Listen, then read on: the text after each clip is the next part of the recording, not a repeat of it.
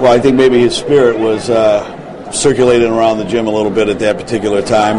He certainly wasn't looking down and very pleased with our lack of composure and aggressiveness in the first half, which, our team reacted as young as they are. And I think we made a heck of a number of mental errors, and sometimes that's a lack of focus because maybe you're wallowing around in some feelings of emotion, and I think that had something to do with it. I'm certainly glad that our kids came up in the third and fourth quarters and played with a little bit more of that fire that should be brewing in their stomach all the time. We made some mental mistakes down the length of the fourth quarter that we shouldn't have made, but did we make progress? I think we did.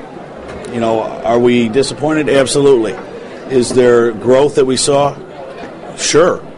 We got a lot of sophomores playing on a team that, we took probably the best team that actually lies in this conference right down the wire, should have won. Certainly the most athletic team. We had a big run on these guys for the last 5 years, and our kids knew that, and we didn't want to let them off the string. And I'm afraid they got off lightly on this one. I'm not displeased with our kids. I'm pleased with the idea that they came out and they stoked it up and they finally got after it the way they were supposed to. And it shows that we have the opportunity to get pretty good. That's what I'm talking about, and that's what they're talking about right now. We're going to be miserable. We did not defend our court in Jerron's honor. That hurts. And a couple of those kids said Jerron wouldn't be pleased.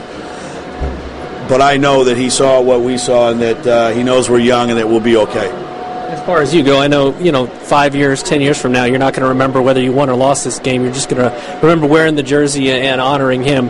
How do you reflect upon that right now? No, I'll remember who won and lost this game. I can go back and tell you the last 2 years who won and lost every game. But and I can tell you probably who officiated each one of those games. So, no, I will reflect on this as our kids will reflect on it soon. In a couple of weeks. We'll look back at this and we'll evaluate it and we'll think about Jerron and we'll say, all right, look where we are now.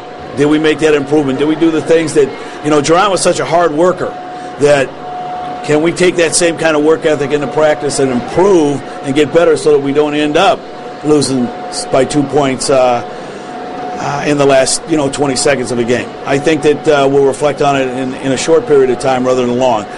In the long run,